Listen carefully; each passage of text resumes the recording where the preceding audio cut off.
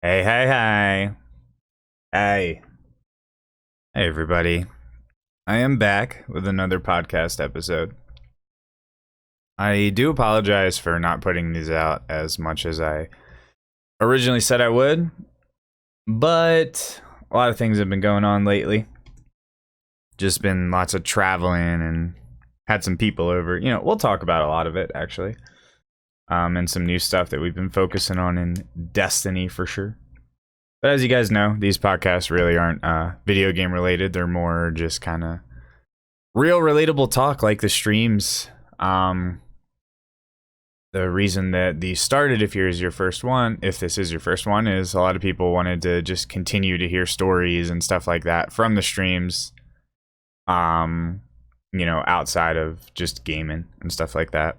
So that's why we started these, but I believe this is episode 3 of the revamped version. So this would be episode 7 overall, I think. And that does not include the podcast that I've been on.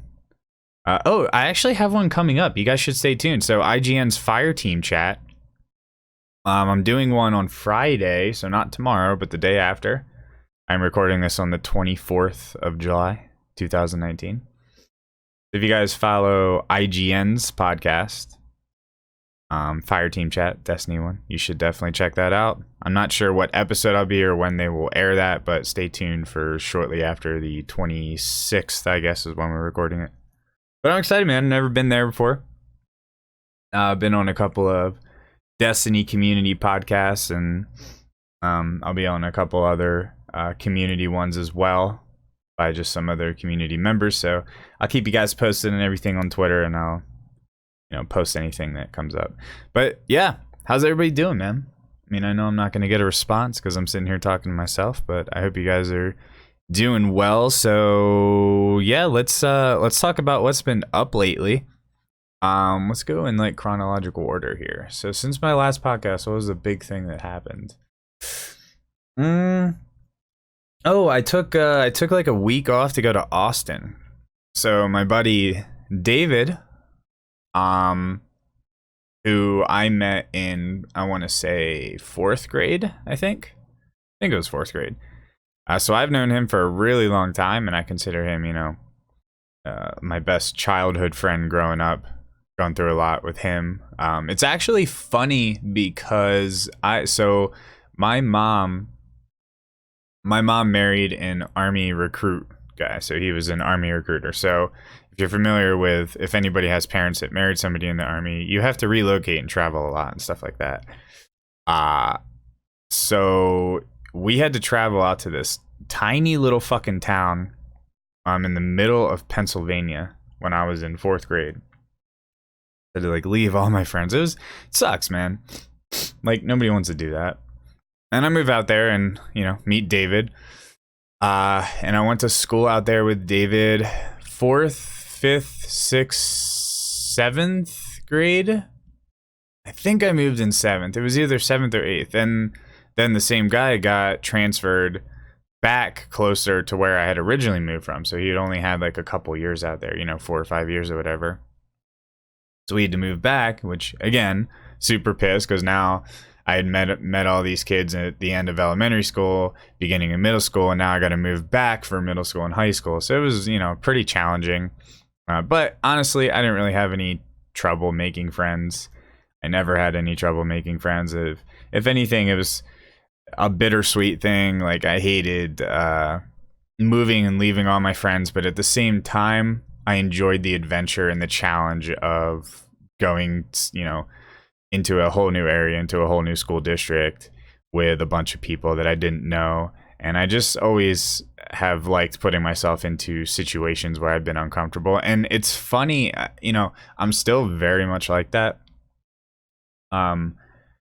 After college, I just keep moving farther and farther west, and I keep moving by myself, and I don't move with anybody, friends, family, nothing. I live by myself. I don't do serious committed relationships.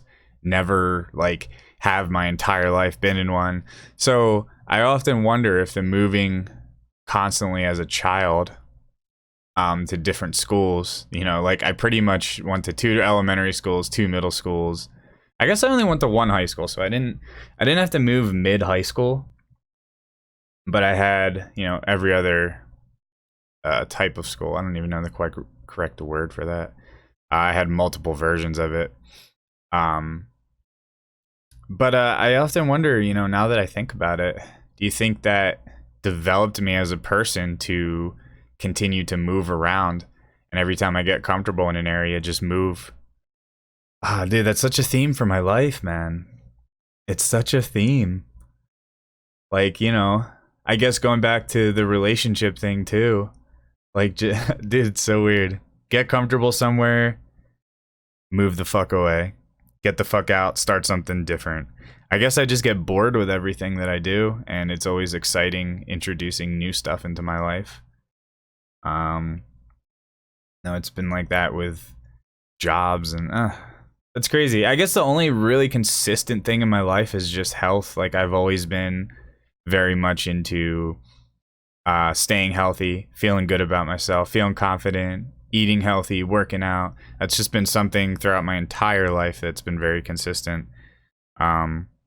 Just because it's like, you know, not being in shape, and we're gonna dive into this later because a question that a lot of people ask about, you know, a lot of people ask me that I answer over and over and over, and I'm just gonna kind of give a little bit more detailed is about what I do to stay in shape as a gamer. You know, how do you game so much all the time and stream and YouTube and all this shit, but you stay in such crazy shape for somebody in their 30s? So we'll talk about that a little bit later. But yeah, so let's not get too sidetracked here. I do try to keep these an hour and a half. David? Yeah, so I leave David, and when I left David, he was always like the smaller kid of the group. He was always real, you know, just didn't mature, like physically, you know what I mean? Just looked really fucking young. Had no growth spurts when I last met him leaving middle school. So we're going to college, and I pick a tiny little private school in Pennsylvania, which was close to me, but this was about 4 hours away from David. And when I put on Facebook that I was going to that school, a lot of people on Facebook, this is back when I used Facebook, they DM me and they were like, dude, you do know that David is going to this school, right? And I was like, no fucking way. So I hit him up and I was like, bro, are you actually going to the school? Like, you're 100%? He's like, oh yeah, dude, I'm already, like, my shit's already packed. I'm ready to go. I'm moving on to the dorms. I decided my very first semester not to do the dorms. So I was like, I live so close, like, fuck the dorms. Huge mistake, by the way. So I go to orientation and I'm standing there. And I see this dude standing next, like in the line next to me, orientation on the giant football field, like thousands of kids. We're all just standing there. You know, they had like a big introduction parade, whatever, you know, typical stuff that colleges do. And I look over and I see this dude, and it just looks like a buff, like scruffy version of what I remember from David. I didn't really know what he looked like that much, at least not in person. I mean, people on Facebook look different than they do. And I was like, yo, David. And he looks at me and he immediately recognizes me because I matured like early.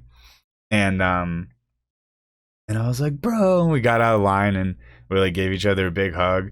And then I was like, tell me where your dorm is. So I met him at the dorm, and then I don't think I've ever like just had such a long conversation with somebody just continuously. I went back to his dorm and we called up from basically all of middle school and all of high school and all the way up to the point where we are now. And it was actually really cool, and all the stars aligned there. And then he ended up being my roommate actually sophomore, junior, and senior year.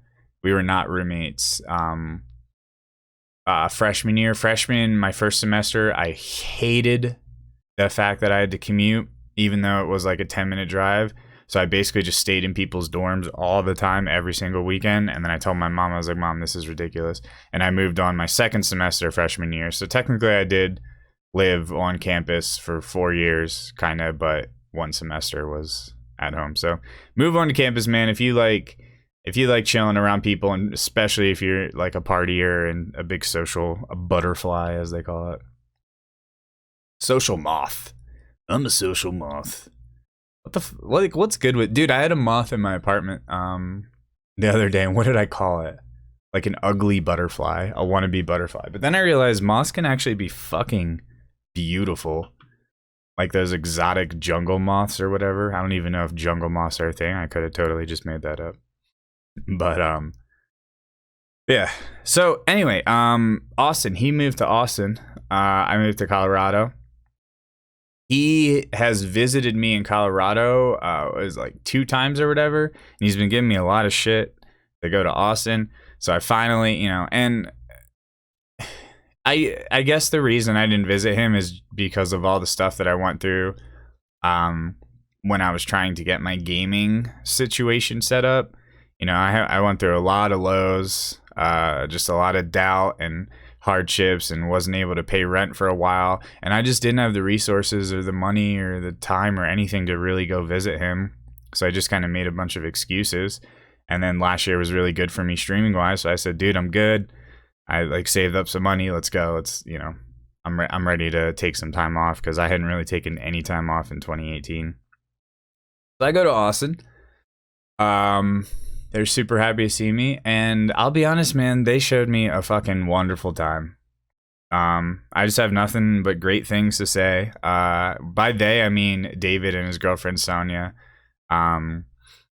She's amazing, and she's just been nothing but a great addition into David's life, and has shown him a lot of fun times. I know it's a two-way street, but I can definitely tell that Sonia really is a fun spirit, and I couldn't be happier that he found somebody like her.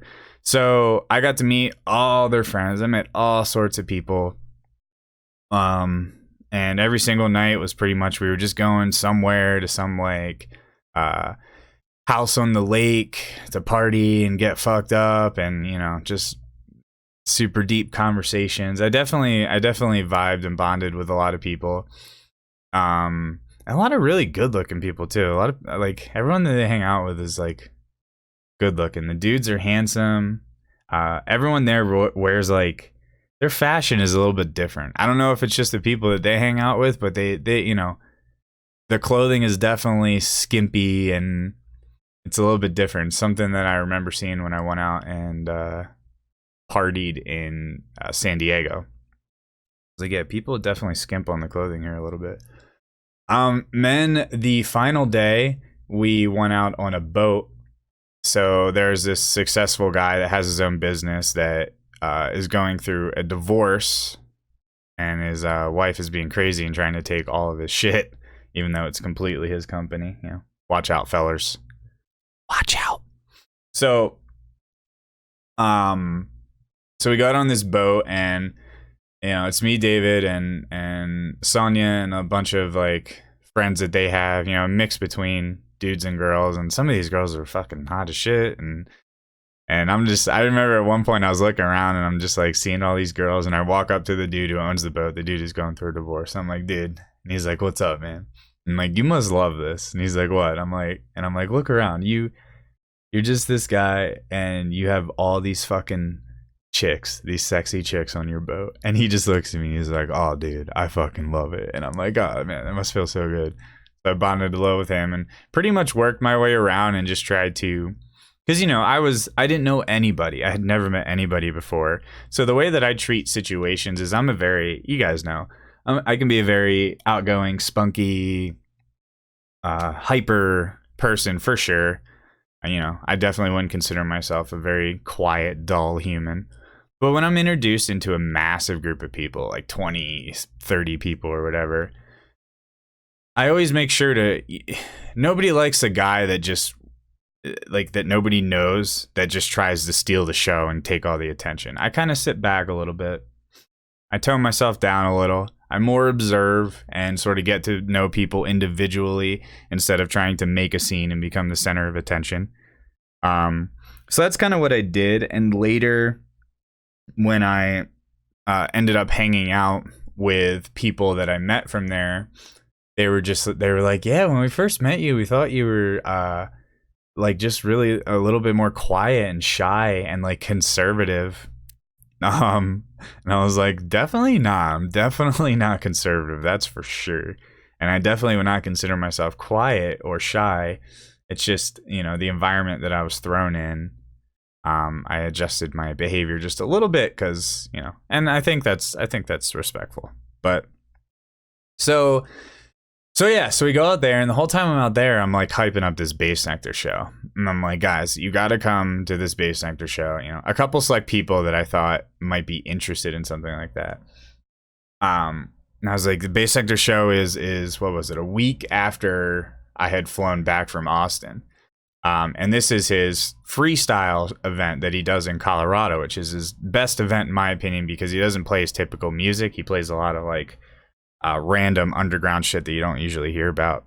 So I come back and trying to get a couple people to go. A couple people backed out, but got David, Sonia, and then Sonia's friend Leslie, which is one of the girls that I met when I was in Austin, to come down. So snagged 3. So that's good. We'll chalk that up as a win. So they all come out. So they weren't able to make the first day. So Bassnectar Show 1 is normal the first day. Absolutely amazing. Sound quality, incredible. He did it at the First Bank Center. So the awesome people come up, and 3 other people, I think. 3 other people come up to meet me, or Brian, Tyler. So 5 total. So Brian, Tyler, Leslie, Sonia, and David, they come up for the second day. So they're coming for 2 out of 3 days. So we're sitting here in my apartment, right? This is crazy. I've never seen anything like this before. And David messages me. David gets a message and says, dude, Bassnectar's show just got canceled. The venue got shut down. And I'm like, no. And we look at the Twitter. They said that there was an emergency shutdown and the entire First Bank Center venue was not going to have a show for like a week or 2.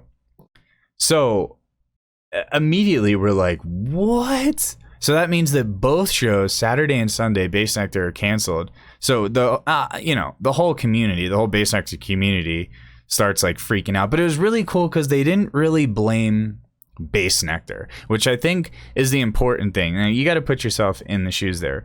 Bassnectar and his crew, you got to imagine what they were thinking. They are freaking out. This is like a pinnacle show for them, a huge event all year, a lot of people's favorite event. And Bassnectar knows that, and it's his more like gathering event. It's one of his gathering. So he has like a spring gathering, a summer gathering, fall and winter gathering, and they're supposed to be more like a tight knit family gathering of people instead of just like a big mainstream stage show. It's sort of the vibe of these types of shows. So, they're freaking out. The last thing they want to hear is everybody on the internet accusing them of, canceling the show or coming up with all these theories. People are saying that the people at the venue, sorry, shaking my G Fuel, got my hydration fuel, baby. People are saying the people at the venue, didn't like us and all that shit. So what actually ended up happening is a piece of the scaffolding from the ceiling fell onto the floor. And I'm thinking, thank God that happened between the 2 days and it didn't happen when we were there. Can you imagine the catastrophe of a huge piece of whatever from the sea, whatever the fuck actually fell, falling down and landing on people and killing people? I mean, that's usually where we go. We go right dead center. Like, we would have been fucking croaked. So this is why Bassnectar and his crew, nobody fucking does it like them. This is why he is the best. Just another reason. Obviously, I'm biased because I love the dude and he's my favorite. So his team tweets out like late evening Saturday. He goes, okay, we have found a venue. We have been working all day and all night. We have found a venue. It's a bigger venue, more people. We're going to sell more tickets. We're going to transfer all of the equipment over to this venue overnight. He's like, so for tonight, hang out, chill with your friends. But tomorrow, so it was supposed to be a 3-day show. They couldn't do anything Saturday, which is totally understandable. He's like, but tomorrow, be ready for basically just an explosion, So now we went from being upset and having a 3-day show to having all this hype to this 2-day show with this massive show on Sunday with a bigger venue, more fucking, So he's always wanted to do like a show with no lights, but his crew's always put up something, and he's like, I feel it. He tweeted, my crew is finally gonna let me do something I've always wanted to do. He said there's gonna be no lights here, like no big screen, no fucking like no, just a little bit of lasers, and that's pretty much it. And dude, it really was like they had a tiny little stage even with the floor, and all it had maybe like 10 to 20 lasers that they put out periodically. There was no fucking big white lights, no giant LED projector screen or whatever he uses. And we get there Sunday, and it was one of the best experiences ever. Like just the whole buildup of his crew just working so hard to transfer all that equipment overnight, just like that, finding a venue, hooking everything up, whatever legal shit they have to go through. And then he just destroyed us. Like his whole set was just absolutely ridiculous. The sound quality was even louder than Friday, even though they had to move it overnight. And like who does that? Like who fucking does that, man? He did so much for his community for this special event, and somehow took a shitty situation and made it a better situation. And that's why his fucking team is the best, and I fucking love him and respect the shit out of him. So go check him out, man. If you guys like the music I play on streams, go check out Bassnectar. Literally any of his albums. Just click on one, listen to some of his music, and let me know what you think. All right, so we talked about Austin. We talked about Bassnectar. There was what the fuck? Oh, Guardian Con. So my first ever Guardian Con. It was quite the experience, dude, to say the least. So, all right, I'll just be honest with like all my thoughts about it. So, going into Guardian Con, we've had a lot of growth. By we, I mean like my community over the past year. And so I did expect, while at the convention, to have people, come up to me and notice me. I did expect that. I was like, all right, I'll be prepared for, pictures and stuff like that. But I'll be honest, I didn't expect it to be as intense as it was. Like, so all right, so I get there night one, right? First thing we do is we go out to a bar. It was wonderful, Zoe's birthday. Fucking love you, Zoe, if you ever listen to this. And we were out there and we're just chilling. And for the second that I get there, it's just immediately like a handful of people, glad shots. And I was like, oh my God. So we're chilling, and I'm meeting all these people that I fucking just know and I adore and I love, and I hang out in the streams, and they're viewers for my stream. And dude, it's so cool to meet all these people. Like they'll come up to me and they'll be like, hey man, I'm fucking Jesse, and I'm like, oh my God, dude, it's like all that I know a lot of people by is their name and then your personality attached to your name in chat, but I don't have like a visual. I don't know what your face looks like. The only visual I have of you is your name. But then if I look at your name, I immediately know the person that you are. So like I understand your personality, the relationship that we have, but it's all based off of a name that I see on my screen. If that makes any sense.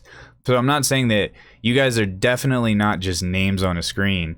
I use the visual of your name to trigger the person that you are in my head, if you know what I mean. So it's like when you look at somebody's face and you're like, oh, that's blah, blah, blah, blah, blah. Immediately, all the thoughts of that person are flooded in your head. It's the same thing, except minus the person's face. I have a name. Unless you stream with a face cam, then I know what your face looks like. So, when people say their names, I think of their Twitch name, and now I have a face to put their personality to. And it was just like a really cool experience for that, because I had never been to a convention before. So I get fucking absolutely hammered drunk night one, just completely destroyed. Because I learned a valuable lesson. You must say no to people when you go to these things. I didn't say no night one. anybody that was like, hey, I owe you a shot, I would be like, fuck.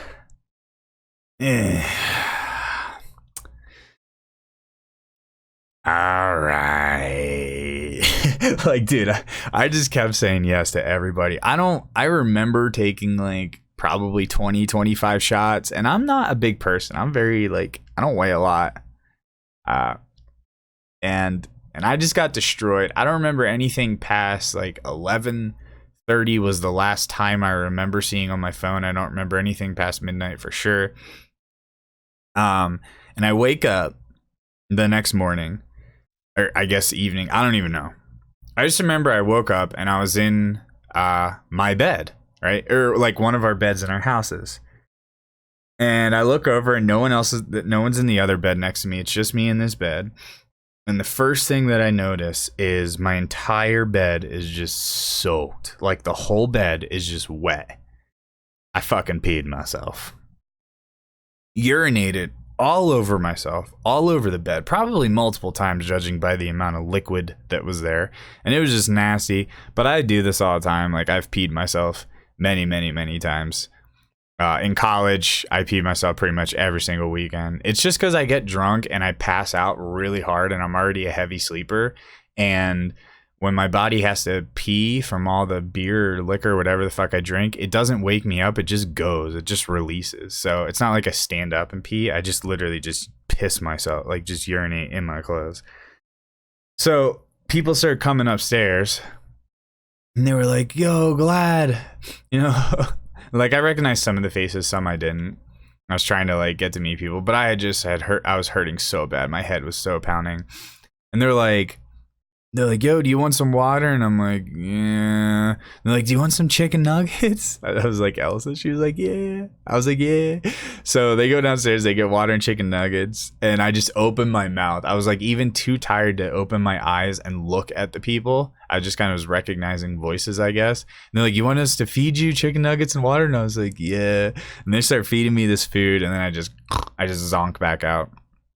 I wake up later and I'm looking around and I can't find my shit. Like I'm naked pretty much. I'm in my underwear. So I find my pants and shit.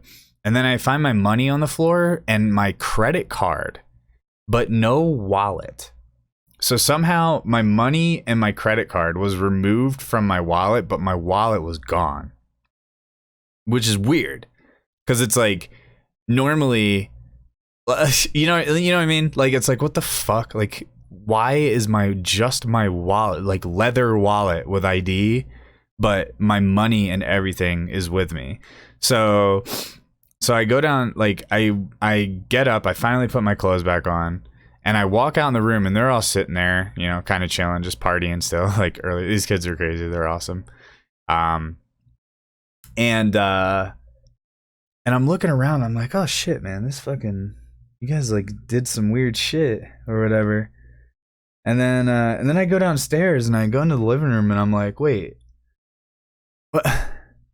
This isn't my house. And they're like, yeah. And I'm like, bro, this whole time I thought I was at my house. That's why I've just been like chilling up there. And they're like, no, dude, this isn't your house at all. And I'm like, oh, bro, whose bed did I sleep in? And they just started laughing. I was like, no, dude, whoever's bed I slept in, literally peed all over it. Like the whole thing is just covered in piss. And they start laughing. They're like, are you serious? I'm like, bro, I peed so bad. So I ran back upstairs and I grabbed all the sheets on the bed, pulled everything off. And then they were like, all right, well, we'll just flip the mattress. And I took all the stuff and I put it in the washer. And I was like, hey, do you guys have laundry detergent? Well, I'll just like wash your shit or whatever. So I washed all the sheets for them and then hung out for a little bit and then went back to the place. And then basically that entire next day was just gone. I just wasted like a whole day and it sucked. Like I went back, we ordered some food. I jumped in the pool. And then that was July 4th. We were supposed to go to Disneyland, but instead we went to a fireworks place like late that night. We didn't do anything or at least I didn't do anything that day. And dude, the fireworks stands on the side of the street in Orlando are so fucking good. compared to what I'm used to in Pennsylvania. The ones in Pennsylvania are dog shit. These were fucking insane. And I walk in and immediately I'm like, dude, everything you have here is incredible. And he's like, oh yeah, dude. I'm like, bro, I don't see this shit at home. You got to like drive states away to even find this stuff. 1 second. Had to drink. So I buy $400 worth of fireworks.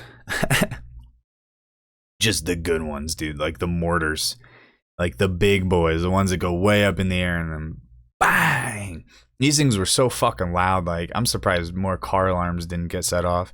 And we set off like so many of them. I think we had 2 packs of 48 or whatever. And the most we set off at one time was 8. And that was really cool because we had to do them all by hand. So that's what we did the 4th. And then the 5th and the 6th were the 2 Guardian Con days. So this is where I really experienced what I talked about when I originally mentioned, people noticing. So right when we walk in, we got there pretty early the first day. So it wasn't too bad. We're walking around and people were like recognizing us. They're like, Vlad, Modern, Flush, whatever. Like, definitely the people that stream with a face cam were noticed first, which makes sense. And then we would introduce the people who, people didn't know what they looked like. And they'd be like, oh shit. So we had like a large majority of our clan there. But then we had the belt ceremony. So the belt ceremony was sick because we had the big show. Yes, the big show, wrestling, introduced all the world's first from Leviathan all the way through Crown of Sorrow. There's no S at the end. And they called us all up on stage, and every single person had their name called and had a belt personally handed to them by the big show in front of the whole crowd. Dude, it was really cool. Lots of people were cheering and hooting and hollering. It was pretty dope. So we had... I had 2. I got called up for Last Wish and Spire of Stars, and then Modern Flesh and Error got caught up for those 2, plus Wrath of the Machine. So we're all walking around with all these belts, and we actually have a funny picture of all of our belts like lined up because we brought our Last Wish belts to Guardian Con for a picture. We never got the group picture that we wanted because people decided that they were going to try to take the group picture the final night that we were all there, and we lived far away, so it literally would have, like, everyone would have had to leave the venue. It was just terrible timing, so we never got the picture. That's our fault for sure. We should have took it before we left. But anyway, so after the belt, we're walking through the crowd, and this is when everybody started to come in. It started to get really packed. And then people started like noticing, and people started stopping, and it was just like, hey, yo, Glad, what's up, man? I was like, yo, what's up? And then they'd say their Twitch name, and I'm like, dude, just having a casual conversation. And then right after that person would leave, and keep in mind, I've never been to a convention before, so like I didn't know how this was gonna go. Then right after that person leave, there was another person right behind them. They'd be like, yo, Glad, I want to say hi to you, man. Do you mind if I take a picture? And I was like, dude, fuck it. And then another person behind them. And then next thing I know, like 10 minutes later, I'm standing in the middle of this convention, and I have this line that is just growing, just stretching and stretching, and it's literally just like cutting straight through the middle of the crowds. And I remember just looking at my clanmates, and I was like, yeah, I don't think I'm going anywhere anytime soon. I was like, I'm just gonna stay here and just like meet everybody because that's what I came here for. And like literally the reason that I ultimately came to Guardian Con is I wanted to meet everybody from my community. I fucking love you guys so much, and I talk about you guys all the time. Any of my friends or family can vouch for that. I'm always so excited to tell them stories about how fucking crazy you motherfuckers are and how supportive you are. And I came to Guardian Con ultimately because I wanted to meet everybody, and I got to meet so many people, dude, and it was so fucking cool. And not only that, but and I would just stand there so the first day I did like 8 hours of meet and greets, just standing, and just one after the next. And and another thing too is I wasn't sure like how much do I talk, because I think there is a such thing as if I talk to every single person for 20 minutes, I don't think that's the right way to approach it. I had to find like that sweet middle ground of, being respectful to the entire line, but also you know, showing the respect to each individual person, because that's the respect that they deserve. But I think we did a good job. We learned a lot about the convention. We learned a lot about how the meet and greet thing works. Next year, I'm getting a booth 100%. So I'll have my own booth, probably, you know, right next to Datto and stuff, which will have a queue line and everything. So it'll be a little bit more organized and less of a fire hazard, so to speak. But thank you everybody who came, dude. Everybody who saw me and got into line. Thank you so much, because that is literally the reason that I came. If you were too shy or didn't want to get in line or felt like you were bothering me, please, literally the reason that I go is to meet you guys. I don't go for to walk around and look at everything in the booths. I go so that I can meet people from my community. So if you see me next year, 2020, you know, find my booth. I'll definitely have a booth. And please get in line and please meet me, because I'd love to meet you all. And even after the conventions, we'd all go to bars, and I was like, okay, how do I treat this? Like, you know, I didn't know how to treat all of this shit. So what I did is everywhere that I went, I just tweeted the name of the thing. I was like, okay, just go in here. I'm just going to tweet this.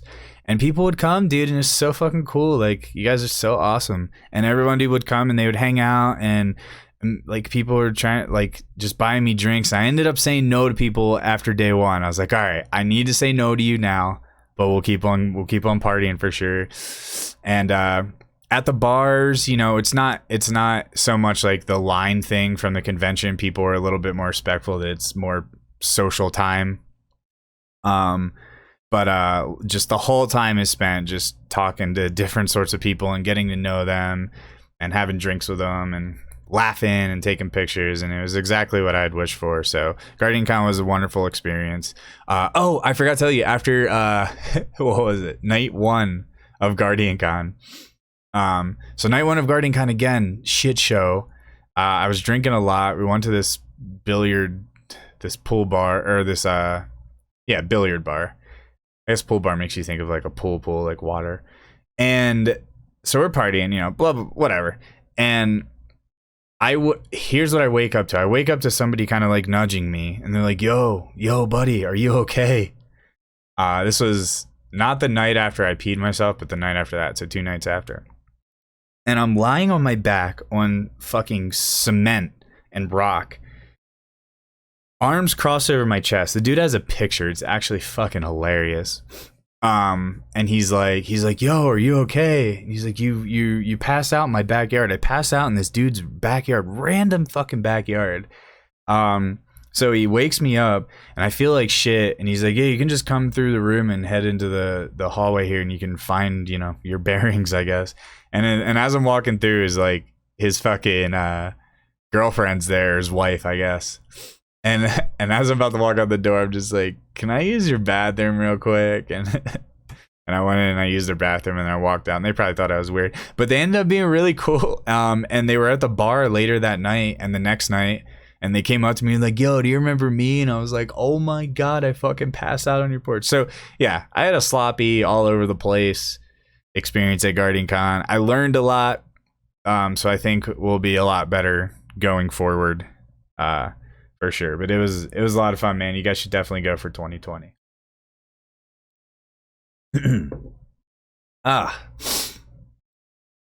So,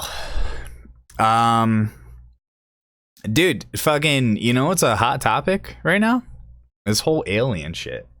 And usually I don't like bite onto these super trendy stuff, because I'm a hipster, bro. But aliens is something that like has always interested me.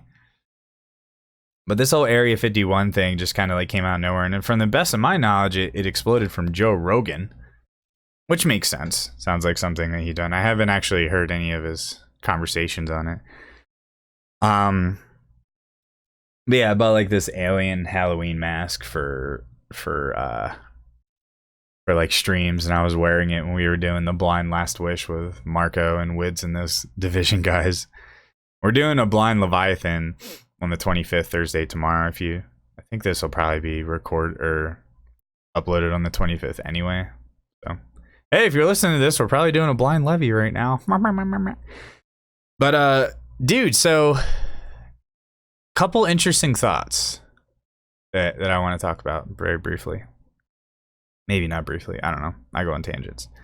So here's an interesting theory. So let's talk about aliens. First thing is they other life form out there definitely exists. There's no denying that. To say there's no aliens is to be ignorant and naive. So there's this theory that with the universe being ever expanding and infinite and endless in every direction, meaning that it never stops, that everything that we can possibly imagine in our heads, everything that we can think up or draw or just, like I said, just imagine in our brains exists somewhere.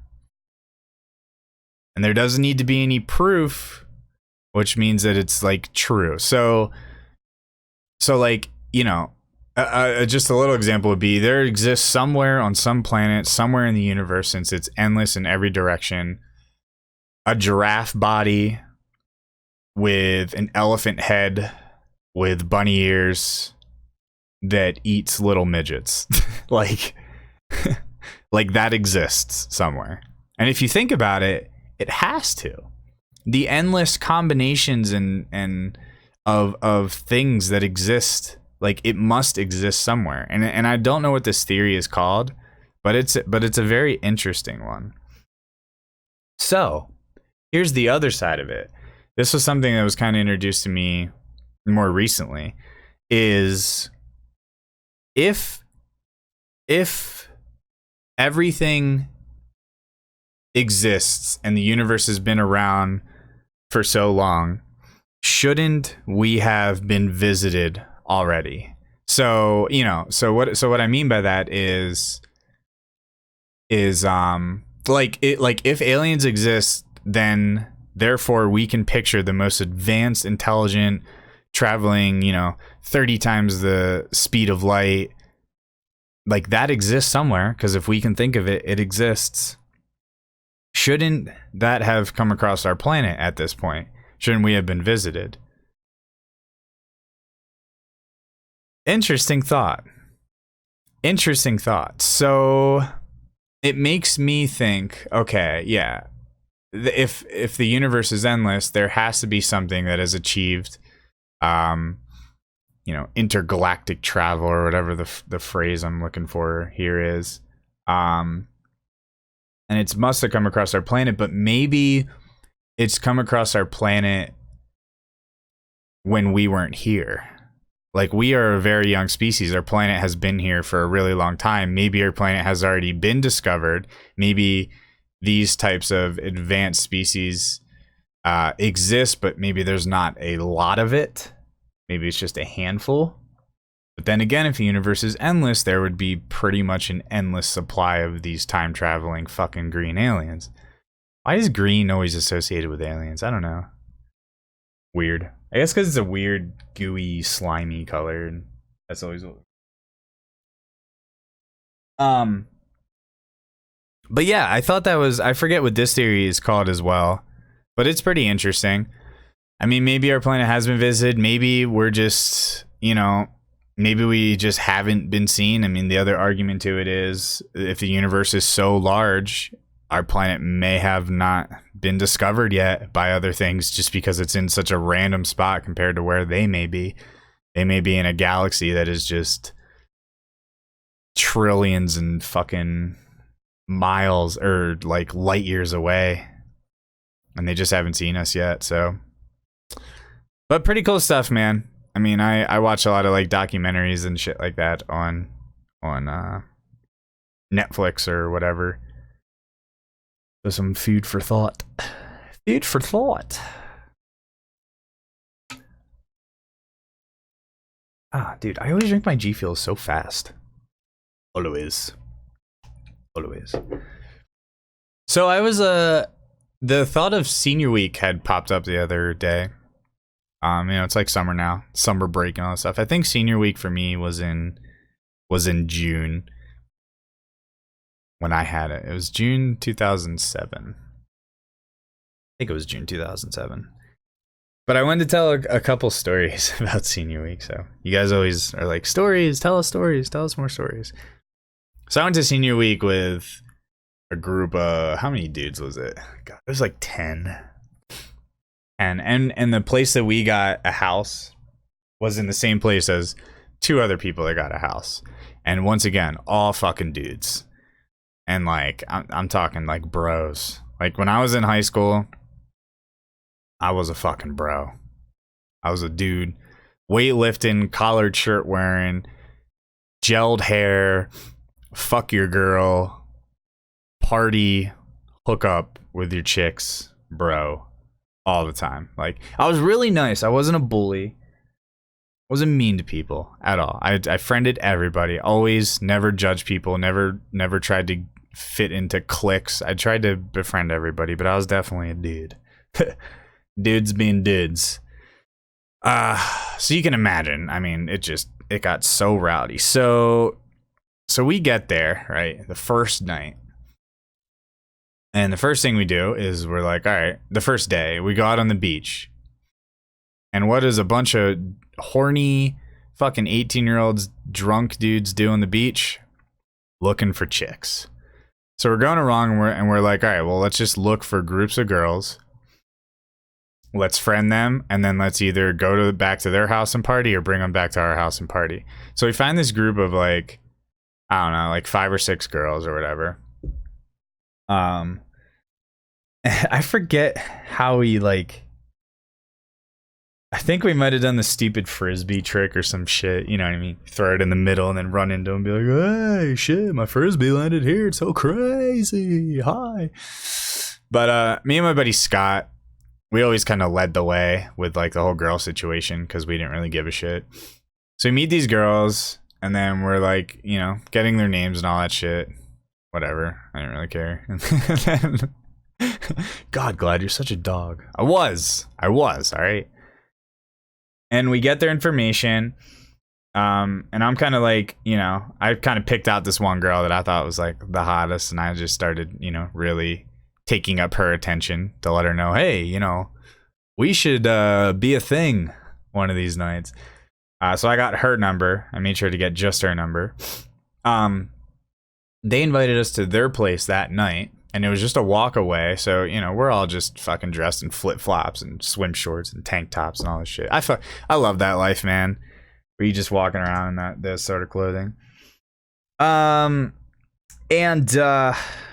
we go to their place and we're partying and it was a fucking blast. Senior week was insane. And then, you know, that girl that I was telling you about, we were kind of hitting it off all night. And then eventually we went up into the bedroom and, you know, started undressing, kissing and whatnot, and the door was locked, and then we started having sex, right? And my buddy Scott, he's like, so her headboard, when I was like, you know, having sex with her, I was on top. Her headboard would kind of like rub against the wall a little bit, and I hear my buddy Scott giggling outside of the door, and he's like, yo, Sean. He's like, come on, man. I hear that. He's like, is that all you got?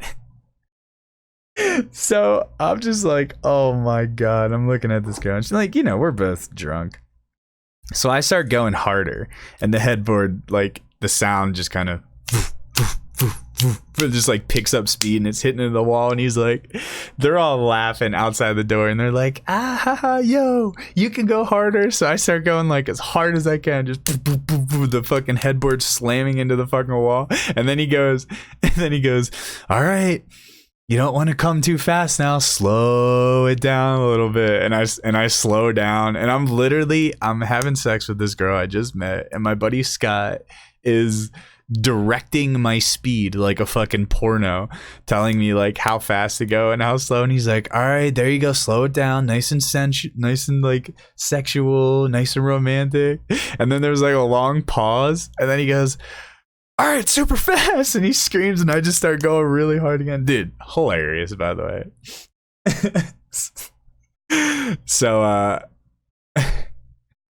So we left, they all left and I stayed with her. I stayed with her into the middle of the night. I passed out in her bed with her and then we woke up and then we had sex again. And then we went back to bed and then she was kind of sleeping. It was like 3:30 in the morning and I just got up and I found my way out of her house.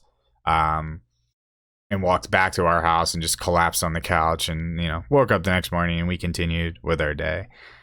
So oh God, I can't believe I'm about to tell this story. You guys are going to think so lowly of me, dude.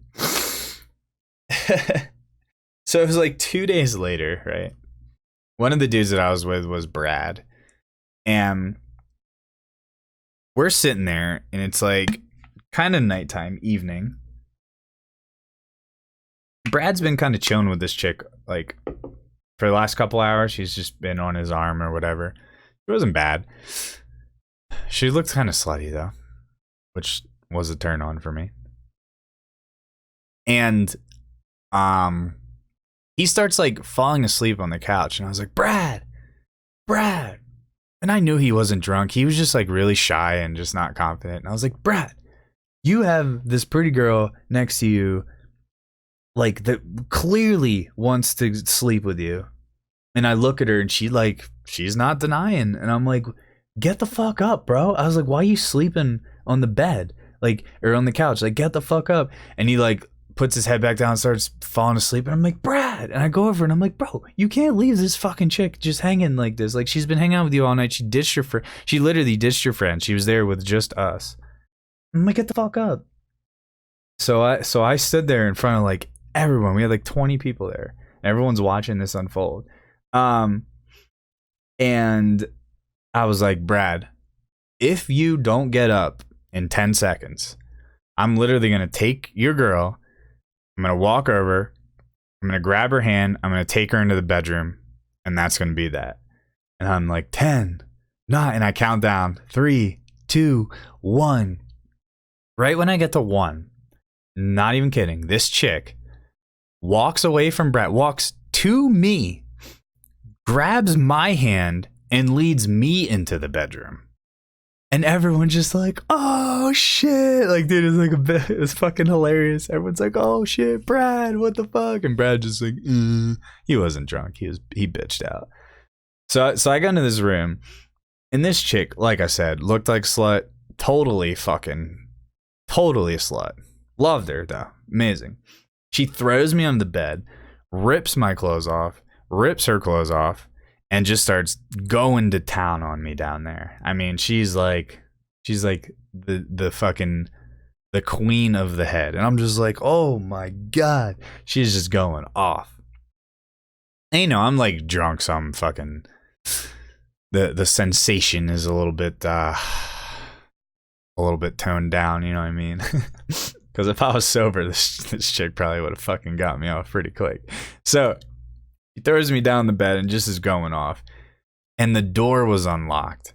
So the door creeps open. And guess who it is? My buddy Scott. He peeks his head in and he looks at me. And I'm just like, yo. And he gives me thumbs up. And I give him thumbs up. And he's like, yeah.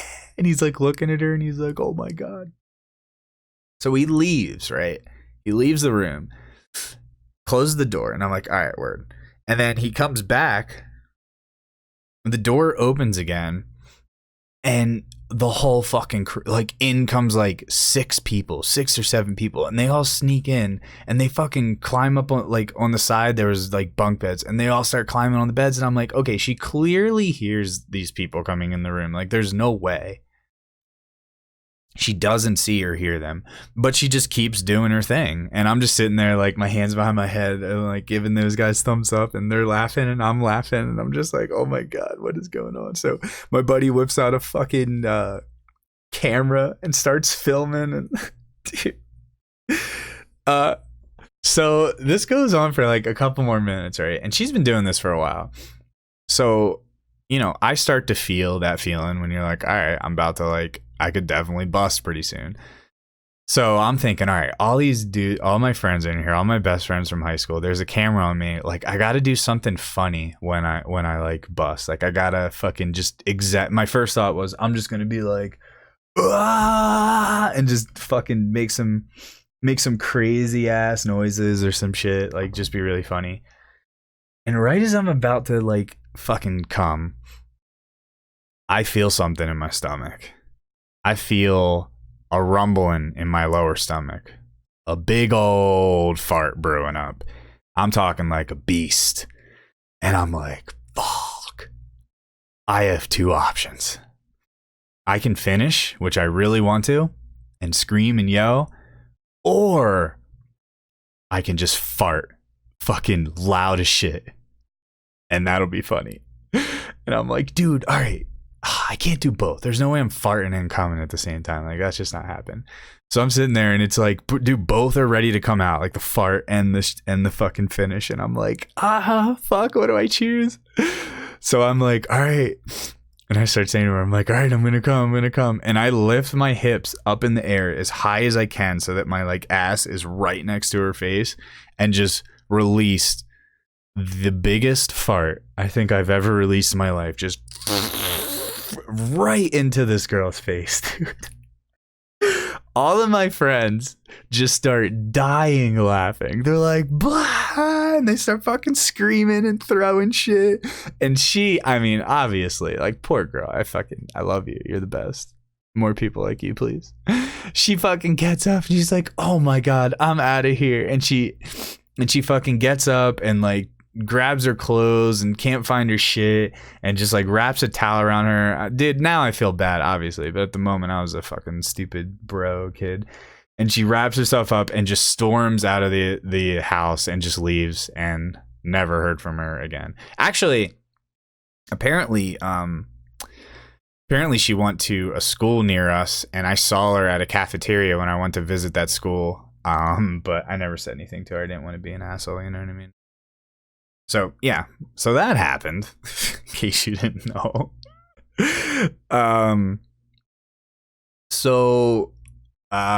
What else? Anything funny? Oh, so the final night we're sitting there, and some of the seniors from last year had came back to visit us, so they had already graduated high school. And we're sitting there and we're drinking. It's real early in the morning, but we're already fucking plastered. And they're like, so did you know what happened here last year at this exact place? And I was like, what's up? And they were like, people were throwing shit in the bay. They were throwing furniture in the bay. I was like, what do you mean? And they were like, yeah, people apparently were chucking couches in the water, because our place was right on like the water, right on the bay. And I was like, oh, really? Say that people threw furniture in the bay, did you? Well, we happen to have a good amount of furniture in this house right now. So we start slamming, getting hammered even more. And then all hell breaks loose.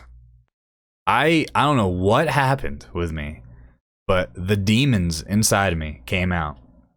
And I stood up and I ran outside, and everyone's there. I think people were playing like volleyball or whatever. There was like a volleyball on the grass thing. And I said, hey, everybody, get the fuck up. We're throwing shit in the fucking bay. And everyone's like, what? And then my whole house started cheering, and I ran inside and I grabbed a lamp and I unplugged it from the wall, and I just took this lamp and just tossed it out into the water. And I was like, we're throwing shit in the bay. And I ran back inside and I grabbed a vacuum cleaner from a closet, and I took the vacuum cleaner and I fucking tossed it into the water, and everyone's cheering. And I was like, let's go bigger. And we ran inside and we grabbed the fucking couch, big ass couch. And I was like, I need help. And we had 3 dudes grab this couch and we carry it. We're like, 1, 2, 3. And we throw the fucking couch into the bay. And then we're like, there's a fucking chair too. We run in there. We grab the chair. We throw the chair into the water. My buddy comes out of the bathroom with shaving cream. And he's just got cans of shaving cream. And he's just like, just spraying shaving cream all over the house, all over the walls, everywhere, dude. Just shaving cream all over the place. And then my other buddy has these bags of pretzels that we had bought for that night, like hard pretzels, and he grabs the pretzels by like the top where it's tied together and just starts slamming them on the table and on the wall, and hard pretzel is flying all over the place. And the funniest thing is, since there's shaving cream all over the walls, the pretzels sticking in the shaving cream on the wall, so you have walls covered in polka dot pretzel shaving cream shit. Such a mess, dude. Like, the whole living room was just empty now because everything's in the water. There's shaving cream and there's fucking pretzel all over the place. So we fucking Dude, so stupid. So stupid. Of course, as you can imagine. Whoop, whoop. The fucking cops roll up, right? Somebody called the cops. I mean, clearly. So we run into the house and we lock the door. And the cops start banging on the door. And they're like, open up. It's the police. We demand you open up. So we run out the back. We jump out the window in the back of the house and start running through alleys in the middle of fucking... where was this? This was New Jersey, I think. And we're just running through these alleys and we're just trying to like run from these cops, and then they keep cornering us in alleys and we're literally running from the cops, being stupid as shit. And we finally get cornered and they catch us and we're just like, fuck. So they put us in their cars and we're all covered in fucking shaving cream and pretzels and all this shit. And they bring us back to the house and they make us all sit outside of they make us all sit outside of the place, like, you know, hands on the ground, feet on the ground, and, you know, going through all of our IDs and, you know, the whole thing that you do with cops. So they're like, all right, you need to fetch all that stuff out of the bay. So I had to go do everything because fucking I don't know, they knew that I kind of instigated the whole thing. So I went out and I had to pull everything out of the bay and bring it back up onto the thing. And they're like, you know, not only do you have to pay for all of this, but, you know, you could get in serious trouble. You know, crazy. Ultimately, they didn't like fucking arrest us or anything like that. They understood that it was senior week, I guess. Like, dude, I guess they're pretty fucking cool cops. And they gave us a bunch of community service and fines, but like that was pretty much all that we had to deal with. Oh, and there was a point too, I was sitting there and I had to pee so bad, dude. And I'm like, officer, I really, really have to go to the bathroom. I was like, can I please, like, I have to go to the bathroom. And he's like, you're not going anywhere. I was like, no, like, it's so bad. It's all that I can think about. And he's like, if you have to go to the bathroom, you better just piss yourself. And I'm sitting there and I'm just like looking at all my friends and I'm like, bro, I have to pee. Like, I literally can't hold it. And I just pissed myself, dude. Right? Like, sitting there, just started peeing all over my pants. And they're like, oh my God, are you serious? And the cop's like, are you serious, man? I was like, dude, I'm not kidding. I had to pee so bad. I literally couldn't hold it. And he's like, well, whatever. Like, at least you peed yourself. So we had to do community service then. So we ended up doing community service when we got back at an old folks home, like a retirement home. And boy, was that quite the experience, man. You know, you're young and you're dealing with people that have like can't even remember anything about themselves or their lives. You know, that's why they're in these homes. It was quite the fucking experience. I mean, we definitely had some funny laughs there. Oh God, what do we have to do? Dude, we just did all sorts of shit. We had to do room checks. So like they would give us names of people that needed like a little social interaction. So all the old people there, for like 5 minutes a day, they had to have some sort of social interaction with people because a lot of them just wanted to be left alone. And the nurses there were funny. They were so hilarious. They were always joking around and they were like, oh, yo, they tell us all these stories about how funny some of these like old ladies were. And this one guy's like, oh man, I'm going to give you, you know, let's just say Cheryl today. And he starts laughing. I'm like, dude, what are you doing? He's like, just your meet today, your 5-minute meet is with Cheryl. Go right now. And he just starts cracking up and all the nurses are cracking up. And I'm like, bro, what the fuck is this shit? Like, what do you get me into, dog? So I open the door and knock and I open the door and I'm like, hello? And she's like, hi. And I'm like, hi Cheryl. And she's like, get the fuck out of my room. And I'm like, no, Cheryl, I'm coming in to just say hi. I'm like, I work here, you know, I'm coming in. We just want to talk. And she's like, you better get the fuck out of my room right now. Like, just the most angry, pissed off person ever. But like, we had to go in there. Like, I wasn't harassing this lady. Like, we were literally forced. Like, they were like, you must go in. She's always like this. Just, we need to get her used to new people so that she can calm down. And she just like hated new people. And we walk in and every time like I would try to talk, she just had this big pouting, mad look on her face and just kept telling me to get the fuck out of her room. But after like 10 minutes, she kind of like calmed down a little bit. And that's what the nurse was saying. The nurse was like, yeah, she always like starts off fucking crazy, but she eventually calms down a little bit. So yeah, that was an experience, man. We did a bunch of community service there. Mom was not happy. Dad was not happy. But like I said, no real like legal trouble, just a fine and some community service. So thank God. Kids, be safe. Don't do crazy shit. And don't, I do not condone farting in females' faces. That's fucked up. Yo, speaking of farts, the dude Scott that I was telling you about, he used to have this ability to suck air in his ass. He probably still can, and then just fart it out. And he would do this all the time, dude. Like, we thought it was the funniest thing. So we'd be hanging out, and I'd be like, yo, Scott, do the suck ass thing. We called it suck ass. He would pull his pants down, like just underwear, and he would rock back. So like he was on his back, but his legs were like over his head, and he would open his asshole with his hands and just like you could hear air like suck in his asshole. And he would just sit there and he'd be like, and he keep sucking air in, and he'd be like, all right, I'm good. And then he would fucking bend over and just release these crazy farts. Like he could literally suck air in his butt and fart it back out. And we thought it was the funniest fucking thing ever. We would get him to do it in like school in the corner when they would be like, all right, break up into your groups. We would get him to do fucking suck ass like under the desk. Dude, funniest fucking skill ever. A skill that I actually admire, by the way. But yeah, I was always hanging out with this dude, Scott. Eventually I stopped hanging out with him as much, like later on in college, just because he always like got me into trouble and shit. But he was like definitely really fun. He had a trampoline, so I would always go over to his house, and you know, he was athletic and I was too growing up, so we used his trampoline all the time to like perfect flipping.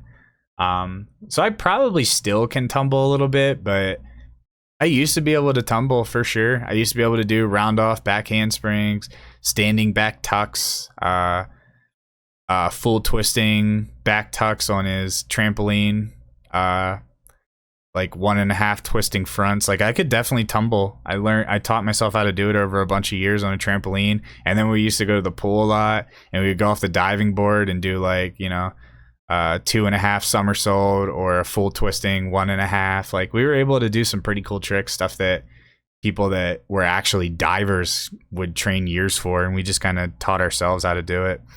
And I taught myself how to perfect the standing back tuck on flat ground in college. I used to run up a hill and do it, and then I eventually learned that I was doing it wrong by trying to treat a backflip like a back handspring and jumping backwards, when I realized it's all about jumping up and tucking your knees up into the sky. But I've always fucking loved trampolines, man. Trampolines have always been such a cool thing to have as a kid. I'm so like, my parents never got one, but all my friends, I always had friends that had them. So, you know, it was dope. We actually had a friend that had one 2 blocks away. And me and my buddy Justin had this idea to go to her house, pick up her trampoline, and fucking carry the trampoline all the way back to our house and put it in our front yard. And my mom's like, why is there a trampoline in our front yard? And I was like, Mom, shh, just chill. It's all right. And she's like, well, no, seriously, why is there a huge trampoline in our front yard? My poor mom, dude, she had to deal with so much shit when I was growing up. I was such a troublemaker. Such a troublemaker, dude. Always just getting into shit. Always breaking things. Always hurting myself. Speaking of hurting myself, so I was... What grade was I in? I want to say 5th or 6th. I want to say 6th. 5th or 6th. So my buddy had this trampoline. And this was when I really started doing flips. And I used to be able to do backflips fine. So we had this idea where I was going to jump really high and get ready to do a huge, I called them like back open swan dive backflip, where you do a backflip, but your whole body is fully extended and your arms and your legs are open like a star. And you just like slightly curl back and do this like really cool, like, I don't know, slow backflip or whatever. And the way that we were going to do it is we were going to have two people stand on the edge, the metal ring around the trampoline, and then on my call, jump onto the trampoline and use the extra weight from them to push the trampoline down even further and launch me real high into the air. So we do this, right? And I'm like, all right, 3, 2, 1, go. What happened was they had jumped too early, so they had already pushed the trampoline down before I had hit. So I come down into a trampoline that's already like depressed, like compressed, and it hits my feet like as it's coming back up, and it basically steals my jump. But I didn't know. It felt like I got launched. So I go into this like open backflip position. I completely under rotate and it pushes me back. And so think about it. So think about doing a backflip. You're coming around, your feet are coming over your head backwards. And my shins came around and the metal ring around the trampoline, both of my shins just right in the middle of the metal ring. Just my shins took the full force.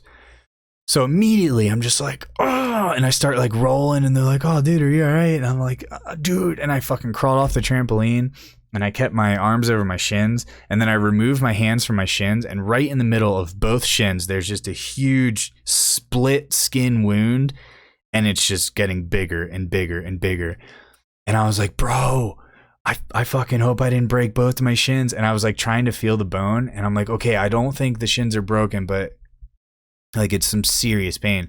So I couldn't really walk, but I had rode a bike there and I could sit on the bike. And I was like, I got to go home. And I rode my bike back to my house. And I opened the door and I'm just like crawling on my hands and knees. No, I crawled on my butt because my crawling on my knees hurt. And I'm like, Mom, I can't stand. And like I couldn't straighten my legs. And she grabs me and she takes me to the freaking emergency room. Like, dude, the number of times my mom's had to sit in the emergency room, I feel so bad. Like I've broken so many bones. And she takes me to the emergency room and they x-ray and they're like, okay, you don't have like, the bones aren't cracked, but it looks like you might have some like shin splints or minor fractures on the front of the bones, but we don't have to cast it. Like nothing is going to require casting. What we'll recommend is we'll give you some crutches. We're going to give you some treatments, some painkillers, and we recommend staying off of it. So I had to take days off of school. So what I did is I sat in front of my TV all day on my butt, because I couldn't so it was weird. I couldn't sit upright. If I sat on a couch and let my feet hang, it hurt. It was like all this like really intense pressure. I'll never forget that feeling. It was just a lot of like pulling, like somebody was grabbing my skin and like trying to pull it off my bones.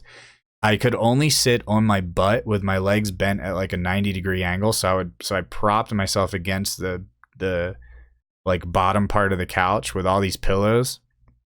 And every time I had to go to the bathroom, I couldn't even use the crutches. I had to crawl on my ass to the bathroom and then use the crutches to help me just stand temporarily to pee and then go back to the floor. It was like the worst feeling ever. And I played N64, Zelda, 007, and some MLB game where I was just trying to hit like as many home runs as I could while I was doing this. But yeah, dude, like so many broken bones growing up, man. I've broken my right ankle 3 times, my left ankle once. My shins have done that thing. I've subluxated and dislocated my right shoulder twice, my left shoulder once.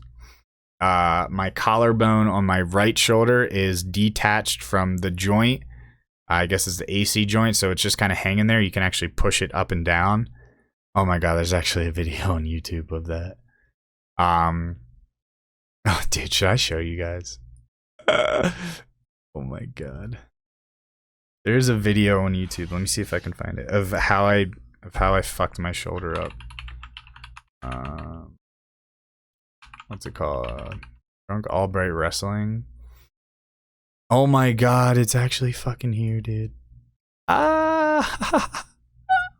All right, so if you guys are watching the podcast, like on YouTube, usually I just put a thing up that is that's no video, but look at the phone now. So I'm gonna show the video for this. You can look at it, And you can see, so this is a recording of me in college. We decided to get really drunk and do kitchen wrestling, like a huge fucking WWE like show, like body slams.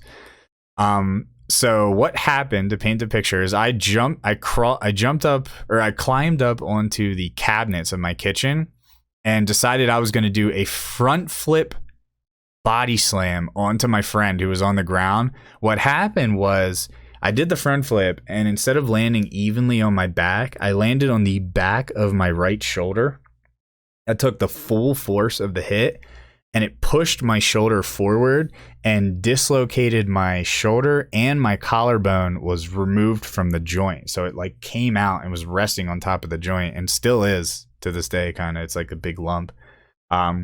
So you can see immediately in the video how much pain I am in. And at some point I grapple up my friend and I was like, listen, man, my shoulder really hurts. So just be careful with my right shoulder.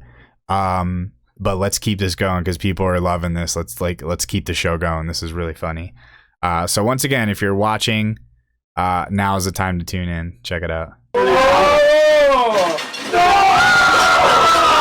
Look, immediately you can see I'm in so much pain. Yo, did you catch up? Wow. You can just see the pain in him, dude. He keeps hitting it because he doesn't know.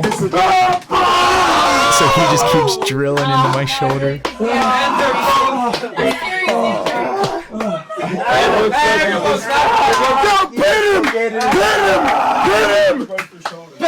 That's first.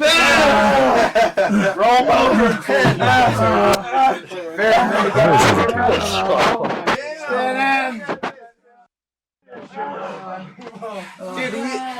I'll pin him. Oh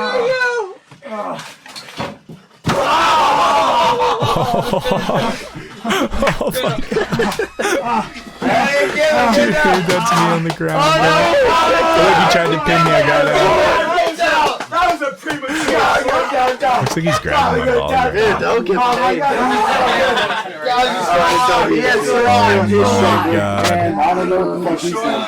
God. This keeps going.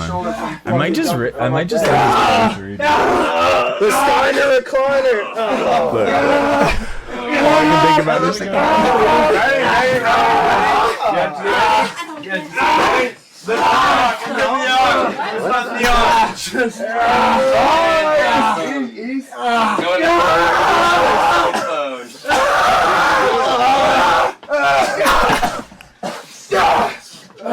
He's got out. He got out.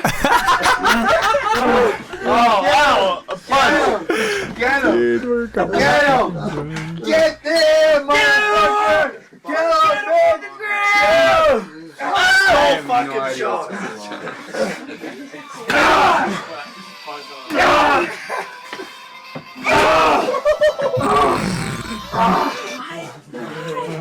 Hello.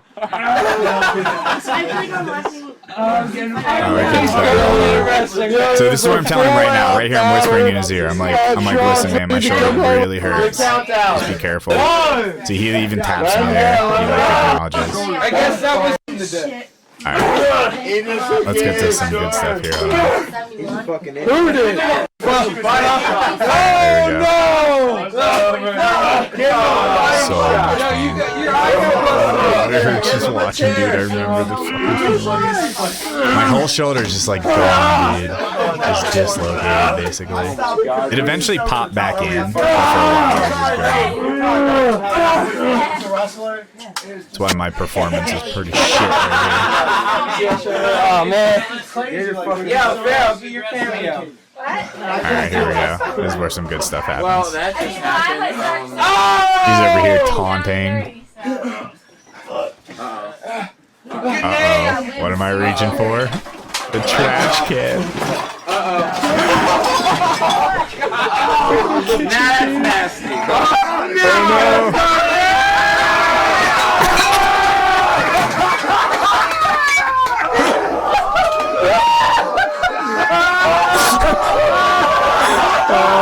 Did I pour it over him? I think I did.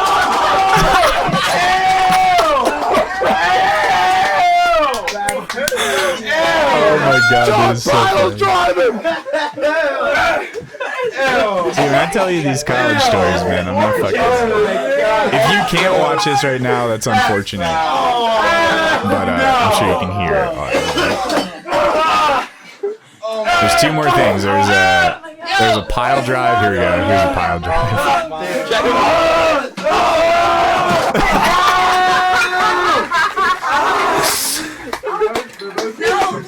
And then one more thing with the table.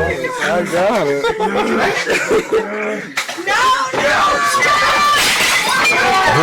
god.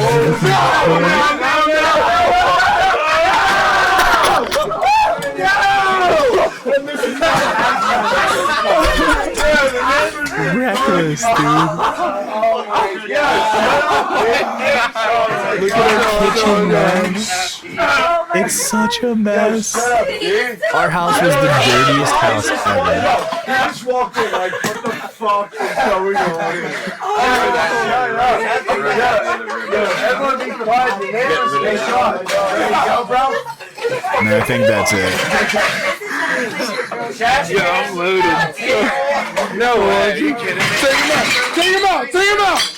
Dude, so this shut up. We're done. Yo, shut up. Yo, everyone give it up for Gallagher and Carl! Oh, dude, that was good stuff, man. That was good stuff. Yeah, that's a little glimpse into my college life, for sure. And the reason that I've hurt myself many times. Many times. All right, so what do we do? We've been hour 20. Oh, boy. All right, let's do some questions. So let's see here. If you're wondering what the questions thing is, I take questions from the community. Discord or Twitter is the best way to get them to me. So let's pick a few. Let's see. Oh, the one that I did want to talk a little bit about. A lot of people ask me about, how to stay in shape and stuff, man. Not going to go too in depth here because you guys can do a lot of research online. And I do want to point out that I am not a, certified fitness and health instructor. I'm strictly telling you what has worked for me, and that is the ketogenic diet. Some of you guys are like, God damn it, here we go again with keto. Listen, man, it's pretty simple. Just Google ketogenic diet, Keto diet, or Ketogenic. Basically, everything that I eat on a daily basis is very fatty. So about 85% of my caloric intake comes from fat. Now, these are healthy fats. This isn't like Twinkies and ice cream. This is oils, nuts, red meat, pork, butters, dark chocolates. I eat a lot of chocolate, actually. These are the types of fats I'm talking about. So my recommendation, if you want to get into it, is just research about it. Decide if it's something that would be suitable for you. Keep in mind, you are going to lose a lot of weight on the ketogenic diet. Every time I do it, all my body fat slips off, because the whole idea behind it is you consume so much fat that your body uses fat as its primary energy source instead of carbohydrates, which actually does happen. But I would grab the app called MyFitnessPal. Let's start off with like an 80-15-5 split. So what you want to do is they are able to split up your macros between fat, carbs, and protein. And you want 80% of your daily calories to come from fat, 15% of your calories to come from protein, and 5% or less to come from carbs. So that'll be, you're going to be looking at numbers like 160 grams of fat every day, and then like 100 of protein, and then like 20 of carbs or something like that. That's like just a general idea, but you want to make sure that those macro percentages are being hit. 80-15-5. I do more like an 85-10-5 essentially, but you have to eat a lot of fat. Now some people do like 70-75. It's up to you. I found that the more fat that I eat, the better results that I get. I'd also recommend keto strips to test yourself to see how deep in ketosis you are, but it does work. Anybody that tells you that it doesn't is full of shit. Anybody that says that it's placebo and you don't know what you're talking about, they're full of shit, man. It is like, you can literally feel the difference. You can even feel when you're going into it too. Sometimes people get the keto flu where they feel have have headaches or don't have as much energy. Take electrolytes, salt your food, drink a lot of water, take magnesium supplements, potassium supplements, eat avocado, stuff like that. But keto has been nothing but amazing for me. I've been doing it for 5-6 years now, and it has just been outstanding and kept me in such great shape. I never thought I'd be in such good shape mentally and physically, and I could not be more like just more content with myself at the age of 30. So research it, check it out, man. Make sure you do it right though. MyFitnessPal app. Definitely track it. Have to track it on the app. Do not just wing it. You must make sure that you're doing this correctly or you're going to fuck shit up. You're going to be eating fat and carbs and you're going to fuck yourself up. And then workout. As far as workout, I switch my workouts a lot, but I'll just tell you what I'm doing right now. Right now, I'm doing essentially targeting like 1 or 2 things a day, and I'm working each muscle group once a week. So Monday, for example, I'll do chest. I'll do minimum 9 sets, maximum like 12 to 14 of whatever, whatever, chest workouts, fuck it, do whatever you want. And then Tuesday I'll do back. I'll hit my back. Back is actually my favorite to lift. I'll hit my back really hard. And then Wednesday is shoulders. And then Thursday is legs. By legs, I mean quadriceps, hamstrings, and glutes. I save my calves for another day because my calves have always been something very difficult for me to lift, so I actually devote like an entire day to them. And then Friday is arms, biceps, and triceps. I alternate between the two, so I do one thing of biceps, and then a set of tris, and then back to bis, and then back to tris. I find that switching the blood flow like that is very exhausting, but in a good way. So I'll do like maybe 8 or 9 sets of each.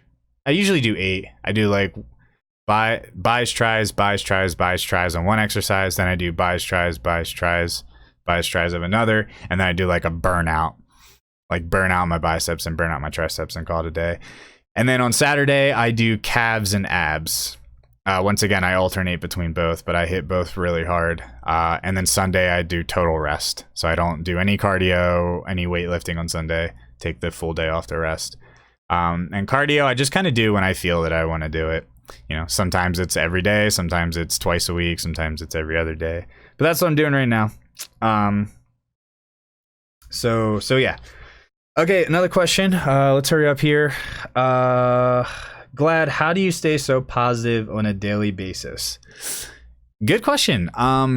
So I think your outlook on, and it's funny, I was just talking to somebody about this the other day. So your outlook, it's all about attitude. So we live in a world that definitely can be very cruel. A lot of things can happen.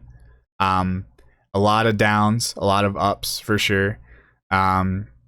But it happens to everybody, and it's just the world. And I think a lot of people ask themselves the wrong questions, and they pity, and they ask for sympathy, and why me? Why is this happening to me? What have I done wrong? Instead of looking at situations and asking, where can I develop? What can I learn from this? And what action can I take to get out of the situation and better myself in the long run? Those are the types of questions that you got to ask yourself. What can I do to fix this? Not why did this happen to me?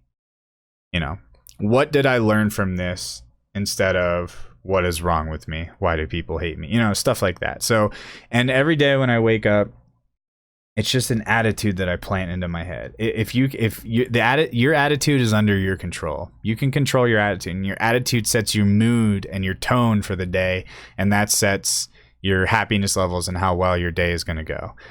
So every day when you wake up, man, just learn to control your attitude, work on your attitude, set goals for yourself, think about things that you could do to better yourself. What mistakes have you made? What can you learn from them? How can you better yourself instead of pitying yourself and just doing nothing about it and ignoring it? So get out there and get some shit done, man. You'll figure it out. Glad favorite cereals. Favorite cereals are Cinnamon Toast Crunch, Raisin Bran, and Honey Bunches of Oats. Fucking love all 3 of them. Glad, what is your biggest fear? Damn, what is my biggest fear? Oh man, I don't really get this question asked a lot. My biggest fear, I guess, my biggest fear would be being captured and tortured. Honestly, like being kidnapped, someone coming in my place, capturing me for like ransom or whatever, taking me into a cellar, tying me up, and just like torturing me, like fucking ripping my fingernails off, drilling into my skin with a drill, fucking pulling my teeth out. You know what I mean? Like just shit you see on like Saw movies. Yeah, fuck that. Fuck. Dude, actually, fuck that. Biggest fear, definitely. All right, one more. Let's pick a good one. One on a Destiny one. Glad, what is the Destiny accomplishment that you are most proud of? Dude, all right. I'm gonna go with 390 Crota, one sword solo. I said on Twitter there were 10 people. I think there's actually 14 people that did it. I guess the reason is I've always been known for Crota, like early on, and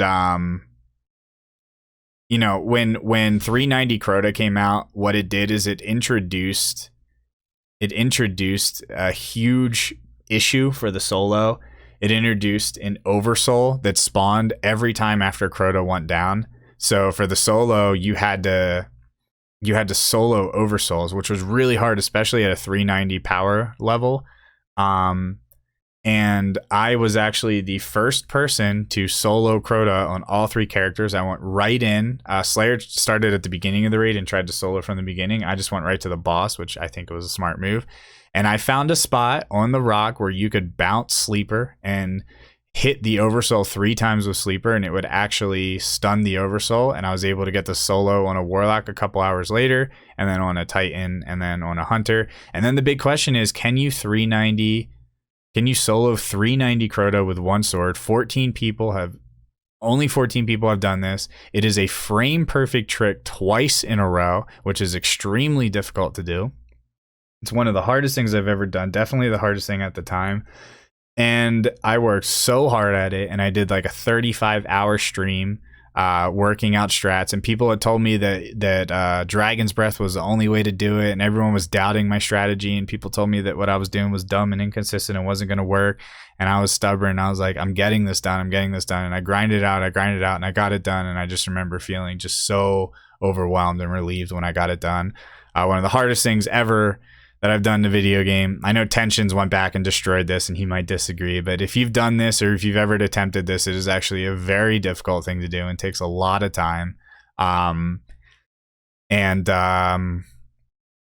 yeah, man. So that's a good way to end the podcast. So once again, if you're watching, I'm going to play the video. I'm going to play the full solo. You can watch the whole thing. It's only like 3 minutes long. You can see what 35, 40 hours of strategy development and grinding for this challenge, what the final product looks like. So enjoy this solo as I fade out here, and thank you guys so much for listening. I know this was a very vulgar storytelling stream, and you guys probably learned that I'm a fucking dog, but it's all good. You know, we all have our moments. We all partied hard. We're a little bit reckless, and that's just me being myself, man. And like I say all the time, being yourself is the most important thing. That's why I love you guys. That's why you love me. So keep being yourselves going forward. Look at your video now. I'm going to play the 390 one sword, and I'll talk to you guys on the next podcast, man. Have a good one.